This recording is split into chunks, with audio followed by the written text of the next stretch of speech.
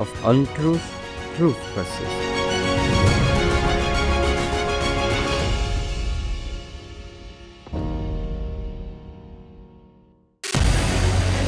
What we can do as the Interparliamentary Union.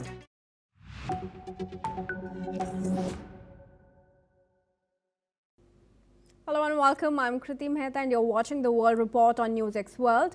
Let's take a look at the top headlines this hour. The Venezuelan army has inducted 5,600 new soldiers as the United States increases military pressure on the oil-producing country. According to official figures, Venezuela has 200,000 troops and an additional 200,000 police officers. German Chancellor Friedrich Merz, who visited Israel for his first visit since taking office, reaffirmed Berlin's support after traditional solid ties between the countries were shaken by the Gaza war. A fire at a nightclub in the West Indian state of Goa has killed at least 25 people. Several tourists were among the dead in the blaze, which broke out at around midnight in a club in Arpura in North Goa district. Japan's defense minister says Chinese fighter jets directed fire control radar at Japanese military aircraft near Japan's Okinawa Islands in two incidents, condemning the move as dangerous.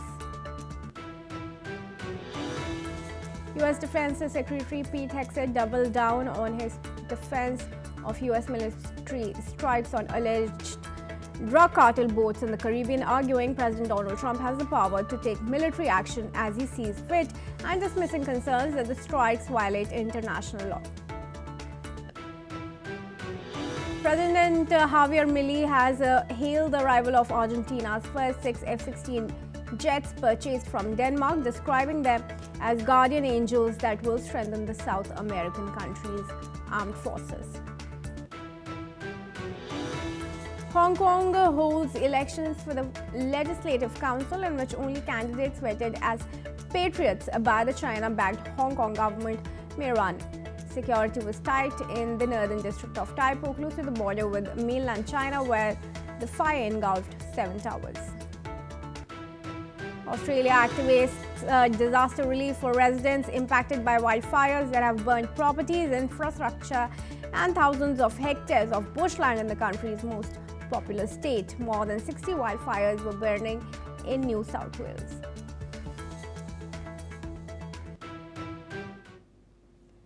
And viewers, let's move on to the top focus story here at NewsX World's World Report.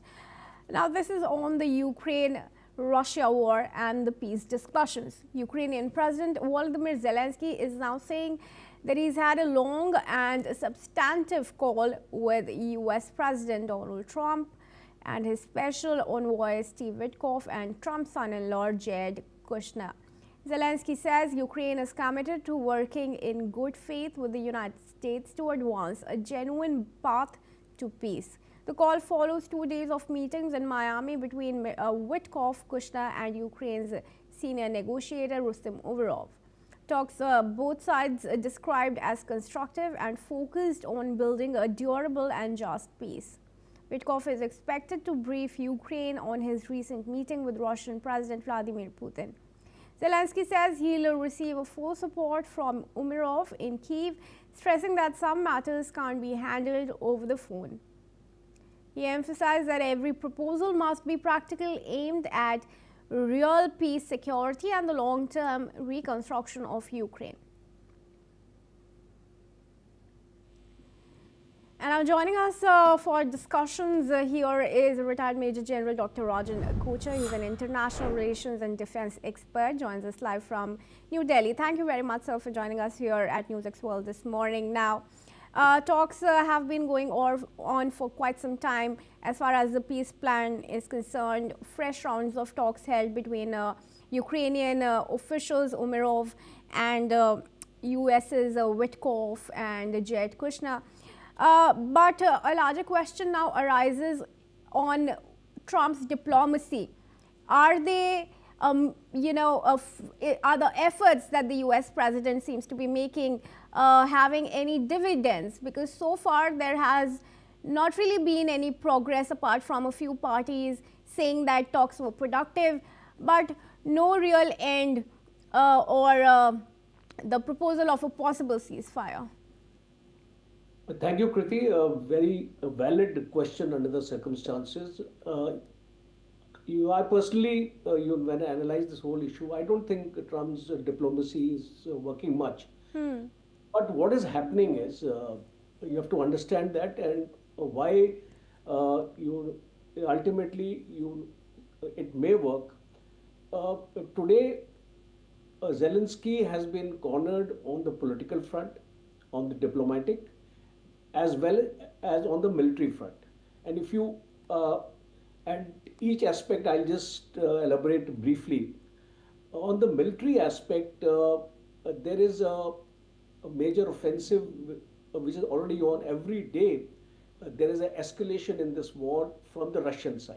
And what Russia is doing is that Russia is targeting the energy and the power centers because of the winter situation. You remember that Odessa was attacked 2 days back. In almost 5.8 lakh people are without electricity today. So this pressure is building up on Zelensky. And yesterday also, or today morning also, I was reading the news that a fresh offensive has been launched by the Russian forces. So Russia is trying to put pressure on Zelensky to accept the Trump peace plan. That is point number one. Point number two is on the political side, within his own party, Zelensky is facing a problem, and he is being pressurized also now to come on the table and to talk about peace, because Ukraine, if you look at the situation within Ukraine, the people are quite frustrated, fed up with this war. The morale of the Ukrainian army has already gone down, and the will to fight is not existing, and that is why in such a short time the Russian offensive is gaining ground. And the third point is on the diplomatic front. On the diplomatic front, though European Union and some European countries like France, Germany, and these countries are pressurizing Zelensky to continue this war. So I don't think this pressure of the European Union is going to work much, because Trump is focused on a different strategy and the European Union is focused on a different strategy, and they are not in sync with each other. So what I feel is that ultimately this strategy of Trump will work. And why I'm actually saying it is because before Putin came to India, he had a long meeting with Steve Witkoff, and I think it went in a very, very positive manner. A second aspect is that when Putin came to India with the Prime Minister Modi also, there were long discussions to end this war. So what I see the situation as it is developing now is that Putin is quite okay for a ceasefire as long as his terms and conditions are met. And he has made it very, very clear in his interview to India today also that what he actually wants at the end state of this war. And I think that more or less the US is also a part of that peace plan. And what Putin is wanting the end state, it is more or less there in the Trump's peace plan. So I would think that right now the ball is in the court of Zelensky, because he has to now take a call whether he wants a ceasefire or not, and he is under tremendous pressure now to accept this ceasefire. Right. Only if the European Union was doing the same for Zelensky, but that unfortunately is not happening, as Kyiv is also launching counter strikes on Russia and its power facilities. and even energy portals. Do stay on with us, Dr. Kocher. There's some more information coming in, and I'd like your opinion on that. But let's tell our viewers first that the Kremlin has welcomed a major shift in the United States national security strategy under President Donald Trump. The updated document no longer labels Russia as a direct threat, a change Kremlin spokesperson Dmitry Peskov calls a positive step. Now, Peskov says that the messages coming from the Trump administration stand in clear contrast to the approach of previous US governments.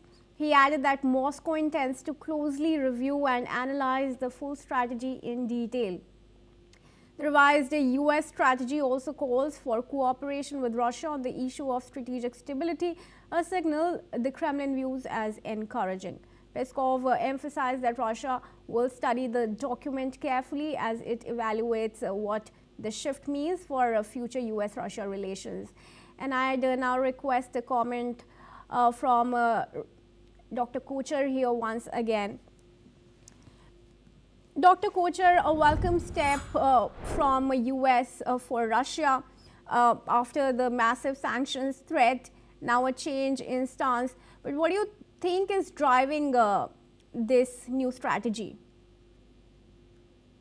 So this new strategy is basically, if you have been observing the kind of statements Trump has been giving right during his election campaign, when he criticized the Biden administration of starting this Ukraine war. Right. And when he said that in case I was there, I wouldn't have done this kind of a thing.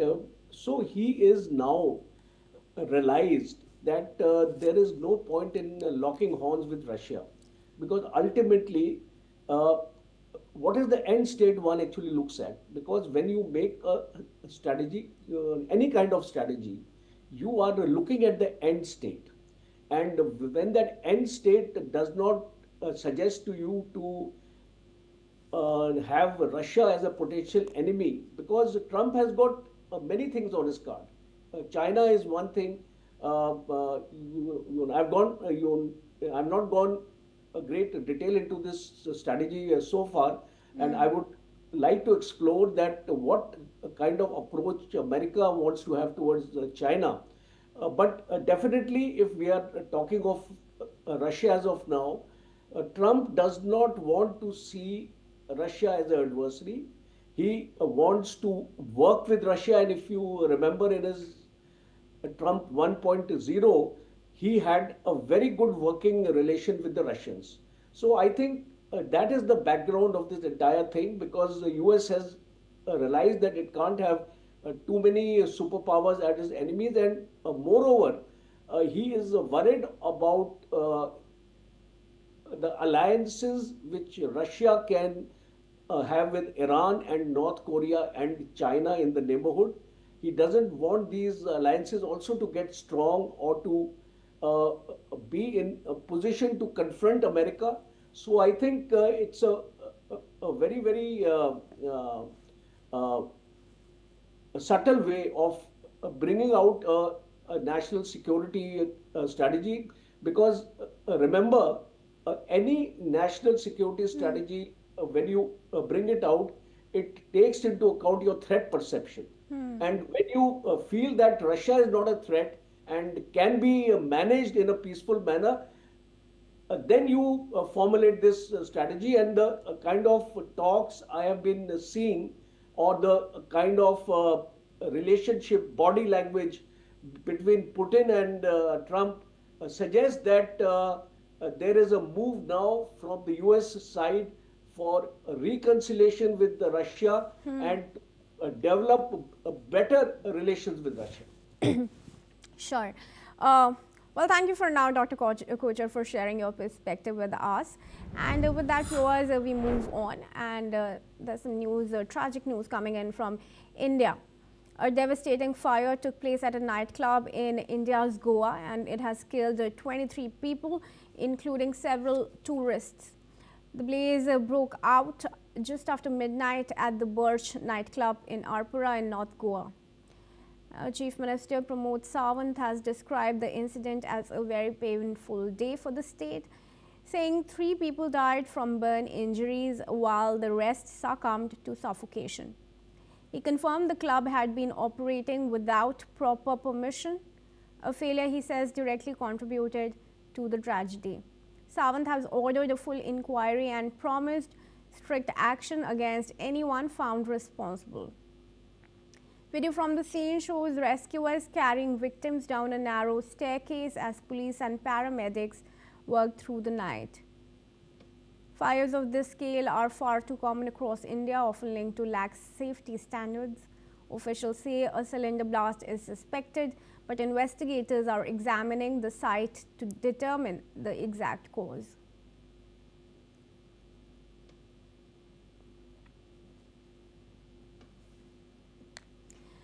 Now moving on to some news from China. In a rising crisis over regional security, Australia's Defence Minister Richard Marles has voiced concern today after Japan reported 2 serious encounters with Chinese fighter jets near Okinawa. The jets reportedly logged their fire control radar at Japanese military aircraft, a highly provocative act that signals a potential attack. Japanese Defense Minister Koizumi vowed that Japan would respond resolutely and calmly to safeguard peace. These incidents occurring near disputed territories mark a significant escalation in tension between the two nations. The situation is further complicated by Japan's warnings to China that any aggression against Taiwan could prompt a military response. If Japan's security is threatened, the growing military pressure is threatening to destabilize the region. Let's listen in to what the leaders had to say. 昨日には中国軍機による自衛隊機へのレーダー照射事案が2回ありました。このような行動は航空機の安全な飛行に必要な範囲を超える危険な行為であり、中国側には強く抗議し、再発防止を厳重に申し入れたところです。Both the defence forces of Japan and Australia are engaged in the work of asserting the global rules-based order, which is fundamentally important for the peace and security of the Indo-Pacific and for the maintenance of a free and open Indo-Pacific. The events last night are concerning, and Australia has also experienced concerning events in interactions with the PLA. And now joining us in this discussion is Dr. Astha Chadda, who's an Associate Professor of International Relations at Ritsumeikan University in Kyoto in Japan. Thank you, first of all, Dr. Chadda, for joining us here at NewsX World. Now, of course, it was rather important for China and Australia to Japan and Australia to come together to counter the Chinese aggressions, particularly after the incidents that we've just reported. How do you think this triangular relation is going to pan out? Well, thank you for inviting me.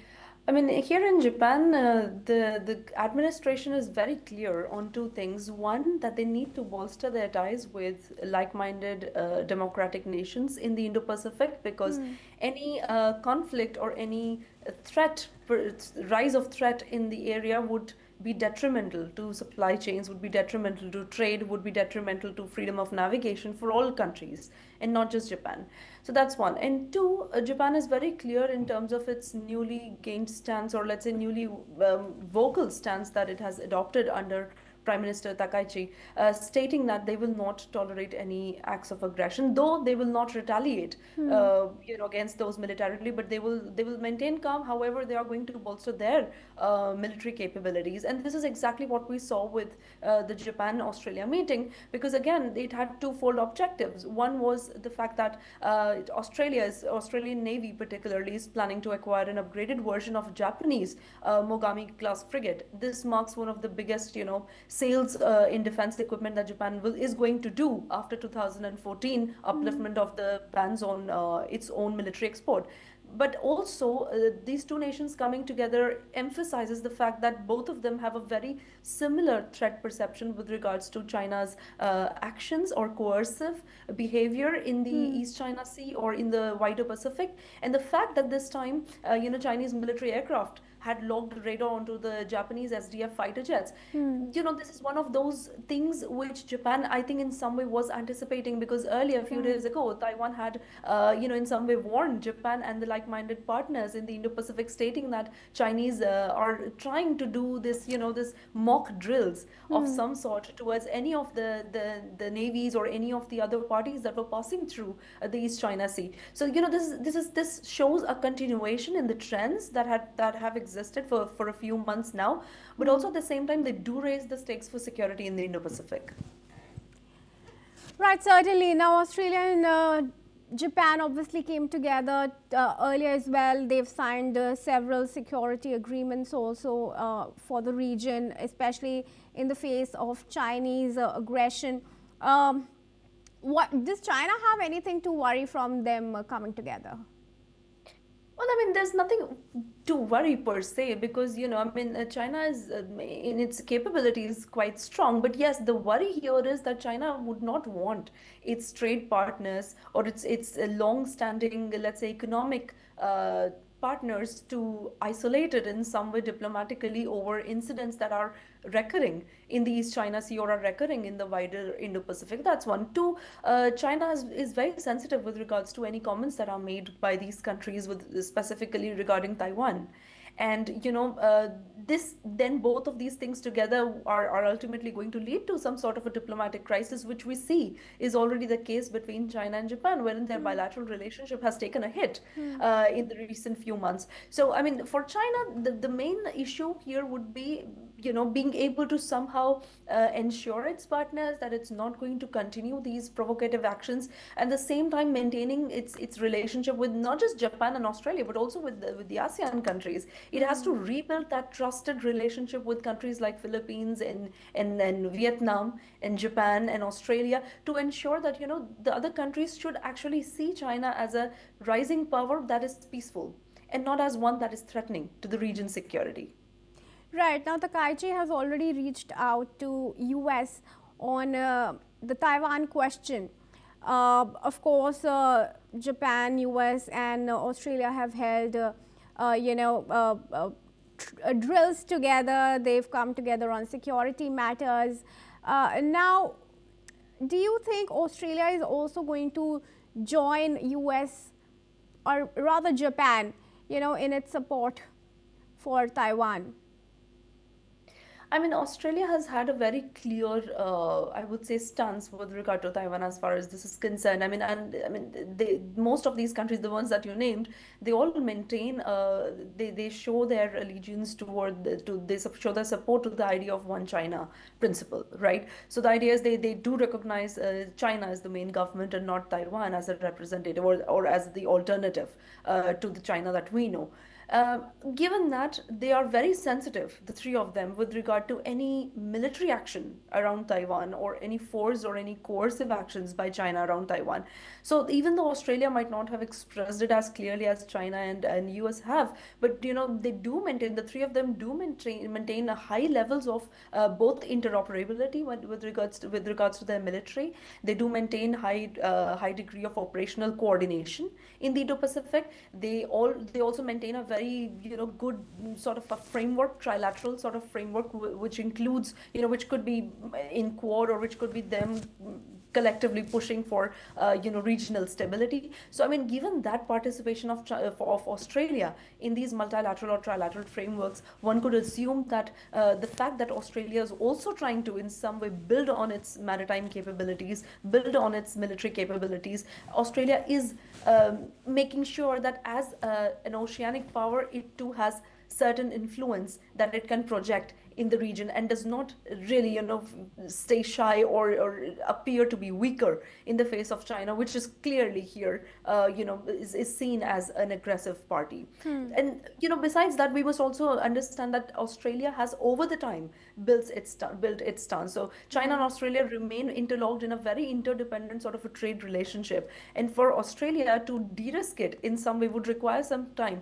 But meanwhile, it being on a path to build its maritime security capabilities shows that it is pretty much on the same page with regards to its Indo-Pacific partners like the US and Japan. All right, thank you. Thank you, Dr. Chadda, for speaking to us and for sharing your perspective. And with that, viewers, we are now going to move on to some news from Australia, where wildfires in New South Wales have burnt through thousands of hectares of bushland, now prompting the authorities to urge evacuation at the highest danger rating for thousands of residents in the nation's most populous state. More than 70 bushfires were burning across the state, including a blaze in the state's Upper Hunter area, also at the highest emergency rating, which had burned through almost 10,000 hectares. Authorities have warned of a high-risk bushfire season this Australian summer after several quiet seasons. The Black Summer fires of 2019-2020 destroyed an area the size of Turkey and killed 33 people. Residents have said that they have lost everything amid the wildfires. Listen in. We had no time to even think, and luckily I've got a motorhome, we got that out, so we've got somewhere in the interim to stay, and got two of our cars still stuck over there. We'll try and retrieve them later. We'll start again. We've lost everything. All we've got left is what we're wearing, And now moving on, hundreds of Israelis held two separate protests in Tel Aviv on Saturday, each targeting a different controversy involving Prime Minister Benjamin Netanyahu's government. The first demonstration focused on the events of October 7, with protesters demanding the appointment of an independent state inquiry. They accused the government of avoiding accountability and object to Netanyahu selecting committee members, saying it would undermine the investigation's integrity. A second crowd gathered nearby to protest Netanyahu's announcement that he has submitted a request for a pardon to end his long-running corruption trial. Netanyahu insists the cases are politically driven, but demonstrators say the move further erodes public trust. Both protests unfolded against the backdrop of the war that began after Hamas-led militants killed 1,200 people and took 251 hostages on October 7, and Israel's offensive in Gaza has since killed more than 69,700 Palestinians, most of them civilians. Let's listen in to what some of the protesters have said. Our Prime Minister is charged with very severe crimes. He's trying to flee from court.